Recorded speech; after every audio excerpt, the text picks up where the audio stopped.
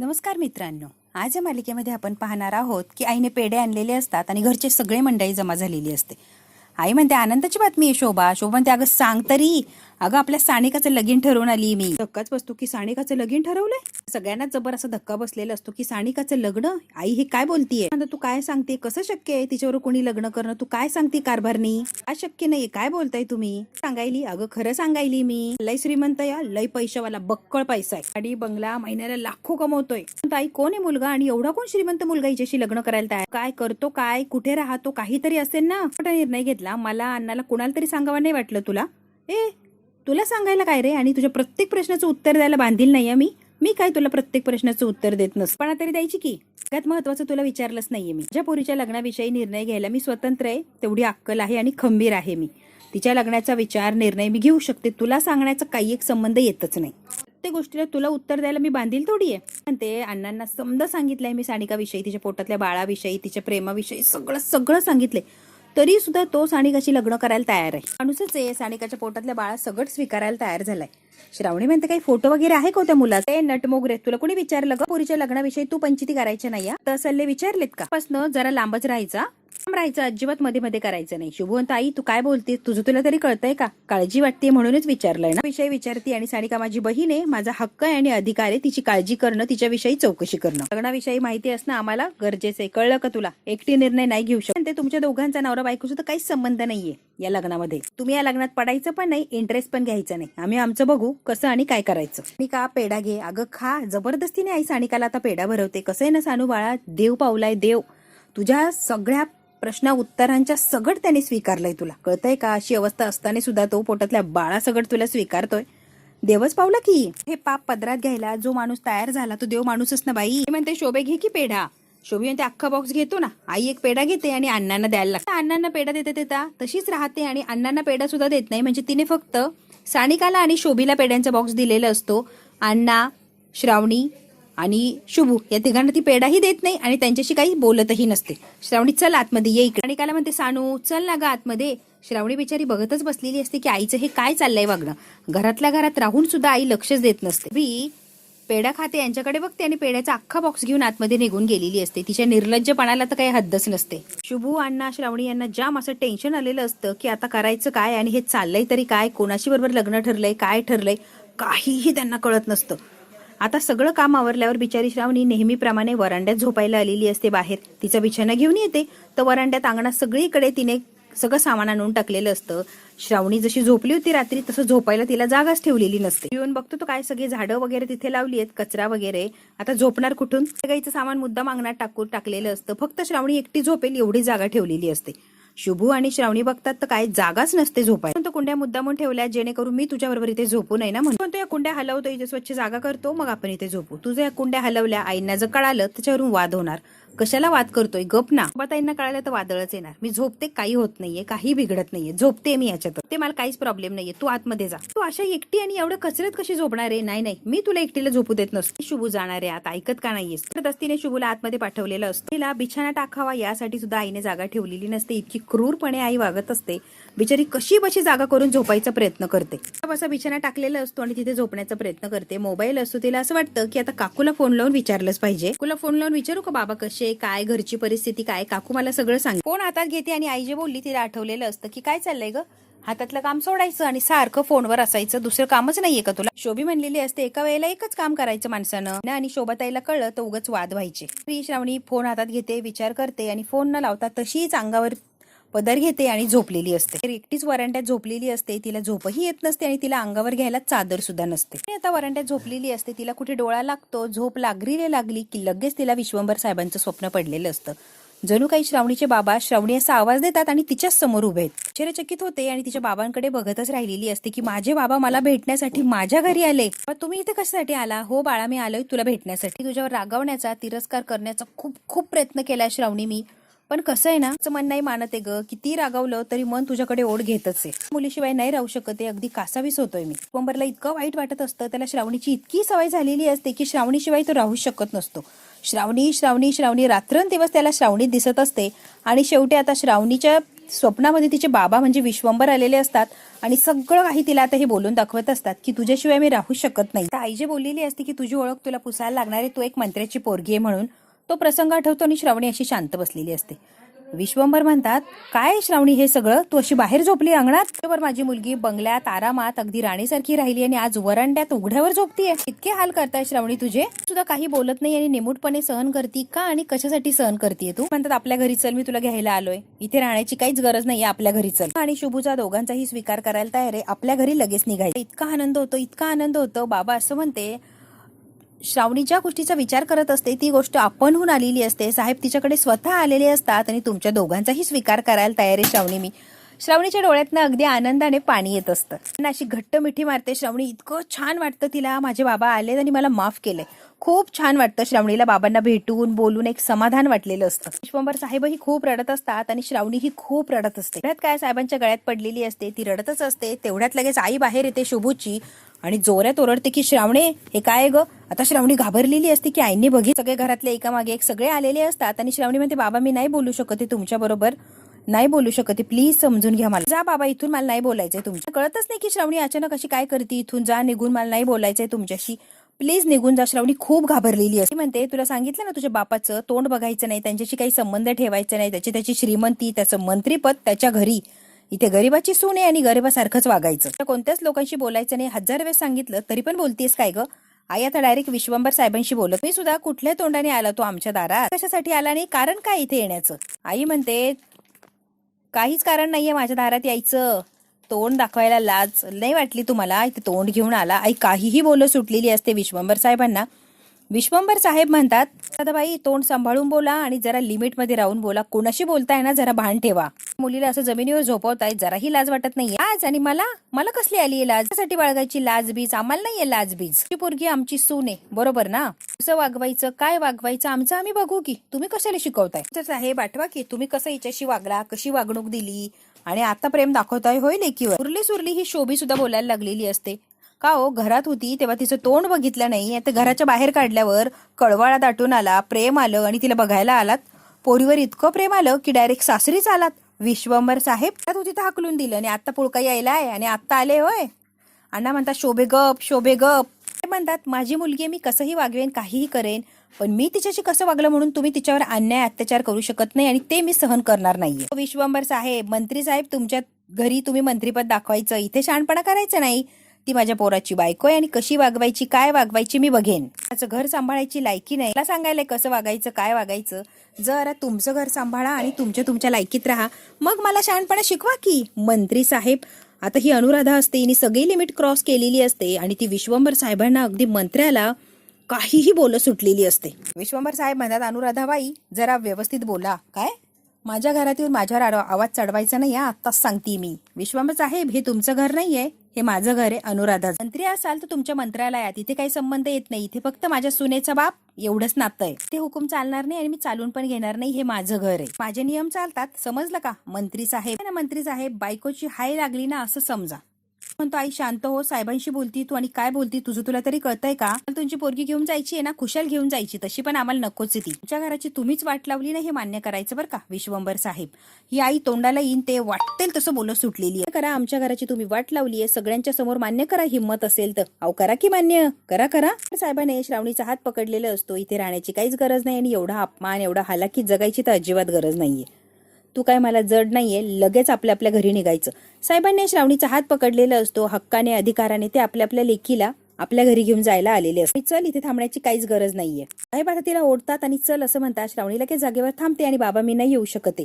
शुभू बघतो, शुभूला आश्चर्य होतं की श्रावणी बाबांच्या बरोबर जायला नाही म्हणते. तिच्या हातातला हात ती सोडवते आणि म्हणते की नाही बाबा मी नाही येऊ शकते. त्यांना धक्काच बसतो की श्रावणी माझ्या बरोबर काय येत नाहीये, माझ्या बरोबर यायला तिला काय अडचण आहे. बाबा प्लीज मी नाही येऊ शकते, अरे बाबा प्लीज तुम्ही समजून घ्या, मला नाही यायचंय. त्यांच्याही डोळ्यात पाणी आलेलं असतं आणि श्रावणीच्याही डोळ्यात पाणी आलेलं. श्रावणी म्हणते, बाबा तुम्ही इथून जा, मी नाही येऊ शकत. आणि श्रावणी रडत असते. आता श्रावणी रडते म्हटल्यावर साहेबही रडतात. आता नाराज झालेले असतात, खाली मान घालतात आणि अगदी नाराज होऊन तिथून चाललेले असतात. आता पुढे जातात आणि परत माघारी आपल्या लेकीला वळून बघतात, तरी सुद्धा श्रावणी नाहीच म्हणते यायला. तिथेच आता छाती दुखायला लागलेलं असतं, त्रास व्हायला लागलेलं असतं. जो अटॅकचा प्रकार मागे झाला तो परत आता व्हायला लागलेला असतो. आता तिथेच खाली कोसळायला लागलेले असतात. तिचं हे खूप भयंकर असं स्वप्न असतं. श्रावणीला बाबांना अटॅक येतो आणि ते खाली कोसळता असं स्वप्न पडलेलं असतं. श्रावणी पटकन बाबा अशी जोरात किंचाळते आणि उठून बसलेली असते. समोर बघते तर काय, बाबा नाही आणि काहीच नाही. तिचं हे स्वप्न होतं आणि खूप घाणेरडं स्वप्न की बाबांना अटॅक येतोय हे श्रावणीला स्वप्नात दिसलेलं असतं. ती जोरात किंचाळते आणि रडायला लागलेली असते. शुभू घाबरतो आणि पळतच येतो. श्रावणी काय झालं? शुभू आला की श्रावणी घट्ट अशी मिठी मारते आणि खूप रडायला लागलेली असते की शुभू अगं श्रावणी काय झालंय सांग की. तिला आधार देतो, सावरण्याचा प्रयत्न करतो. काय झालंय श्रावणी सांग ना, काय एवढी घाबरली? तो साहेबांची आठवण आली का श्रावणी तुला? काय एवढी घाबरली तू? काय झालंय सांग की. श्रावणी रडत असते आणि शांत अशी पडलेली असते. शुभू म्हणतो काय झालंय श्रावणी सांग ना गं, तुझ्याशी बोलतोय ना मी, मग दे ना मला उत्तर, काय झालंय? फार वाईट वाटत असतं जे काय चाललंय त्याचं सुद्धा, आणि तिच्या नातेवाईकाला भेटू शकत नाही, फोन लावू शकत नाही, बोलू शकत नाही. या गोष्टीचं सुद्धा बिचारीला खूप वाईट वाटलेलं असतं. तिला सावरतो, शांत करतो, आधार देतो. काही झालेलं नाहीये, तुझं स्वप्न असेल श्रावणी हे. बाबा म्हणून ओरडली म्हणूनच मी धावत आलोय. नेमकी काय झालंय सांग की, बाबांच्या बद्दल काय झालंय? म्हणतो श्रावणी शांत हो, काय झालंय तू शांत हो ना जरा. श्रावणी सावरते स्वतःला, म्हणते काय झालं नाहीये, तू जाऊन झोप बरं आत. शुभू म्हणतो नाही, तू शांत हो, स्वतःला सावर, मग मी आतमध्ये जाईन.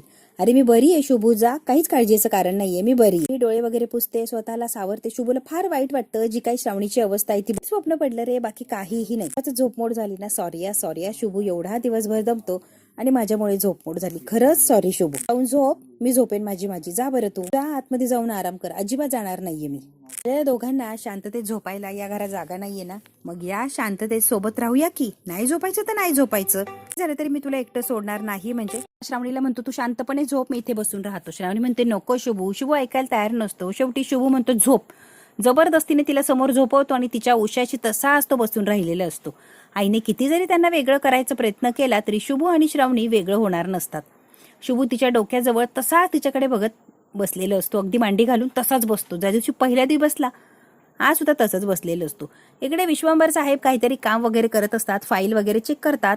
त्यांना जरा ठसका लागतो आणि त्यांच्या छातीत परत दुखायला लागलेलं असतं. विश्वंभर साहेबांना जशी श्रावणी गेलीये तसं बरं वाटत नसतं, तब्येत अगदी त्यांची नाजूकच असते. तर पाणी प्यायचं असतं पण त्यांच्या रूम मधलं पाणी संपलेलं असतं. सवयीप्रमाणे ते डायरेक्ट म्हणतात श्रावणी बाळा जरा पाणी आण ग. जसं तिकडे श्रावणीला साहेबांची सारखी आठवण येत असते तशी इकडे सुद्धा साहेबांना श्रावणीची इतकी सवय झालेली असते की पाणी संपलंय म्हणून श्रावणी बाळा जरा पाणी आण रे, अगदी सहजते बोलून गेलेले असते. त्यांना रिअलाइज होतो अरे मी श्रावणीला आवाज दिलाय, श्रावणीचं नाव घ्यायचं नाही असं मीच सांगतोय आणि साहेबांना श्रावणीशिवाय जमत नसतं, ते स्वतः आवाज देतात आणि श्रावणी बाळा पाणी आण असं ओरड. खूप तिची आठवण येत असते, खूप तिला भेटावंसं वाटत असतं, पण काय राग आलेला असतो ना, भेटू शकत ना नाव घेऊ शकत. अपर्णा आलेली असते साहेबांना पाणी घेऊन आणि साहेब जेव्हा अपर्णाला बघतात तेव्हा साहेबांच्या लक्षात येतं की मी चुकून श्रावणीचं बाळ नाव घेतलं. हे अपर्णाने ऐकलं असेल का? साहेबांना जरा कसं तरी वाटतं की मी स्वतःच्या तोंडून कसं श्रावणीचं नाव घेतलंय.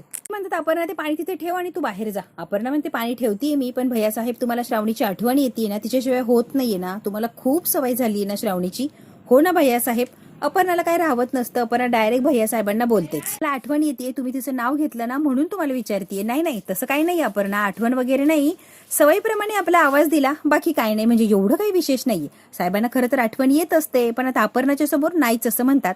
पण अपर्णाने सुद्धा ओळखलंय की भैया साहेबांना खरंच आठवण येते श्रावणीची, म्हणजे चुकून निघालं असेल, असू दे बाकी काही नाही. अपर्णा आणि भैया साहेब बोलत असतात तेवढ्यात काय अलकनंदा असतेच. लगेच डोकावून बघते की ही अपर्णा एवढ्या रात्री भैया साहेबांच्या रूम मध्ये येऊन काय करतेय आणि यांच्या काय चर्चा चालल्यात एवढ्या रात्री, हिला कळायलाच हवंय ना. अपर्णा म्हणते भैया साहेब तुम्ही मारलेली ती हाक सवय म्हणून नव्हती, तुम्हाला आठवण येते, प्रकर्षाने तिला भेटावं असं वाटतंय ना, म्हणून ती प्रेमाने अगदी कासावीस होऊन मारलेली हाक होती, हे मान्य करा तुम्ही. का बापाच्या काळजाची हाक होती, मी स्पष्ट ऐकले. स्वतःशी असं किती दिवस खोटं बोलणार, खोटं वागणार आणि स्वतःची समजूत काढणार. भैया साहेब तुम्ही मान्य करा, श्रावणीशिवाय तुम्ही राहू शकत नाहीये. साहेब ती लोक श्रावणीला खूप त्रास देताय, तिला खूप छळताय, तिला इतका त्रास होतोय तिथे, काही करून श्रावणीसाठी आपल्याला करायला लागणार आहे काहीतरी. लगेच आता विश्वंभर साहेब म्हणतात अपर्णा प्लीज तिच्याविषयी मला काही जाणून घ्यायचं नाही आणि काही सांगायला सुद्धा जाऊ नको प्लीज अपर्णा. त्रास होऊ दे, तिला काही होऊ दे, तिचा मार्ग तिने निवडलाय ना, मग आपल्याशी काय देणं घेणं, काय संबंध आलाय, तिची बघून घेईन, आपण बघायची किंवा त्रास करून घ्यायची काहीच गरज नाहीये. अपर्णा म्हणते प्लीज भैया साहेब असं बोलून तुमची जी जिम्मेदारी आहे ती झटकावून टाकू नका तुम्ही. तिला त्रास होतोय आणि त्याच्यातनं आपणच बाहेर काढू शकतोय ना, मग त्यासाठी काहीतरी लक्ष घालायला हवंय. प्लीज भैया साहेब तुम्ही काहीतरी करा. अपर्णा विषय बंद कर, तुला सांगितलंय ना मी. शुभूसाठी मला सोडून गेली, त्याची निवड केली, बापापेक्षा शुभू तिला महत्वाचा वाटला, मग भोगू दे की तिच्या कर्माची फळं. मी तिच्याबद्दल विचार करणार नाहीये आणि तिच्याकडे तुम्ही अजिबात जाणार नाही आणि तिचं नशीब मला काही सांगायला जाऊ नको अपर्णा. बघायचंय ना सगळं किती दिवस टिकतंय, किती दिवस चालतंय, किती दिवस सगळं सहन करतीये. त्यांचे अन्याय अत्याचार ती गरिबी तिला किती दिवस सहन होती बघूच दे की. हे विश्वंभर साहेब आणि अपर्णा जे काही बोलताय त्यांची जी चर्चा चालली आहे ती अलकनंदा मात्र चोरून ऐकत असते की यांच्यात एवढा काय गहन विषय चाललाय तेही एवढ्या रात्रीचं. स्त्री माझी एक दिवस ती घर सोडून ती नक्की परत येणार यात काही शंकाच नाहीये. काहीही झालं तरी श्रावणी त्या सगळ्या जाचाला परिस्थितीला कंटाळणार आणि माघारी येणार अपर्णा शब्द आहे माझा. पण आता जास्त काही बोलत नाही, पाणी वगैरे ठेवते आणि अपर्णा चाललेली असते. अलकनंदाने मात्र यांची चर्चा यांचं बोलणं सगळं काही अगदी ऐकलेलं असतं. आता विचार करत असतात आणि अलकनंदा दरवाजात उभा राहून चोरून विश्वंभर साहेबांना बघत असते. अलकनंदा म्हणते अपर्णाने विषय काढला त्या श्रावणीचा, तो खुशाल त्या श्रावणीच्या विषयावर हा बोलला, रिॲक्ट झाला नाही, आरडाओरडा केला नाही. मला तर आता भीती वाटायला लागली. बापाचं हृदय असंच जर पागळत राहिलं तर बाप लेक एकत्र यायचे आणि त्या श्रावणीला हा सहज माफ करून टाकायचा.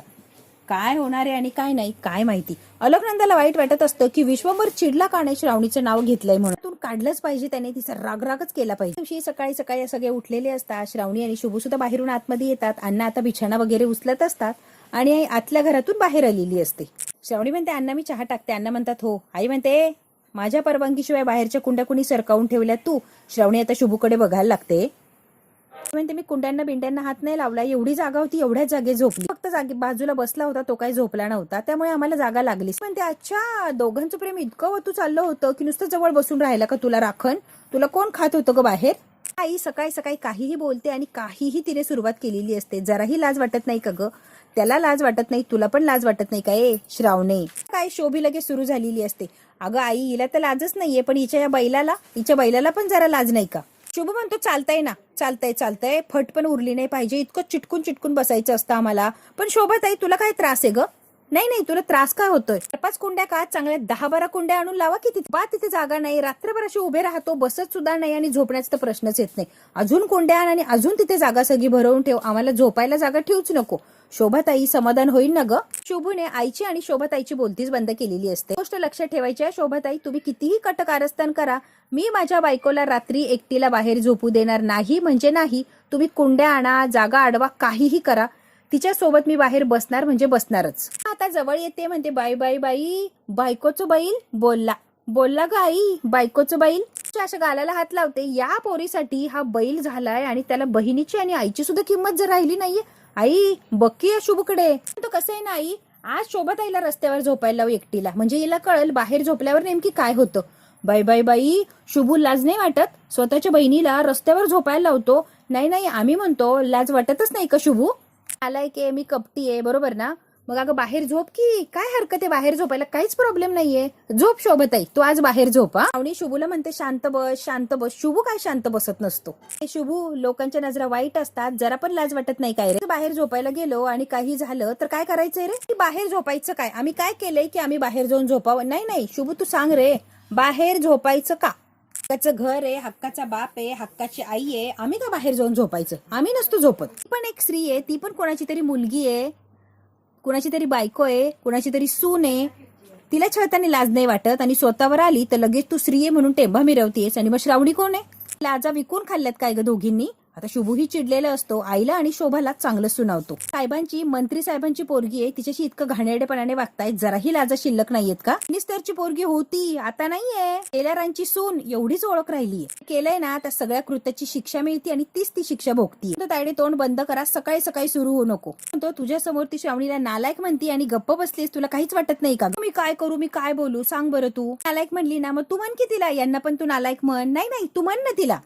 आणि श्रावणीचे हात टेकलेले असतात आई आणि शोभाच्या पुढे, कारण त्यांनी पूर्ण हद्दच पार केलेली असते. शोभीला बाहेर झोपायला लावलं ना शुभू. कसं श्रावणी बाहेर झोपती म्हणून शोभीला म्हटलं की बाहेर जाऊन झोप.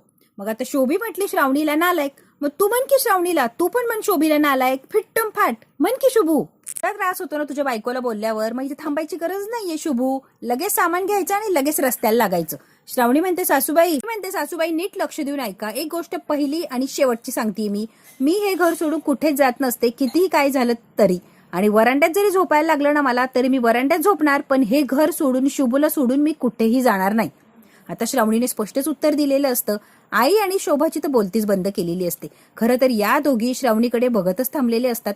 मित्रांनो, श्रावणी जे चॅलेंज केलंय की मी काहीही झालं तरी इथेच राहणार, ती पूर्ण करू शकेल का. की विश्वंभर साहेबांची तिला आठवण आल्यावर निघून जाणार, हे जर बघायचं असेल ना मित्रांनो, तर बघायला लागणार आहे आपल्याला पुढचा भाग. हा भाग इथेच संपतोय. व्हिडिओला लाईक, शेअर, सबस्क्राईब नक्की करा. धन्यवाद मित्रांनो.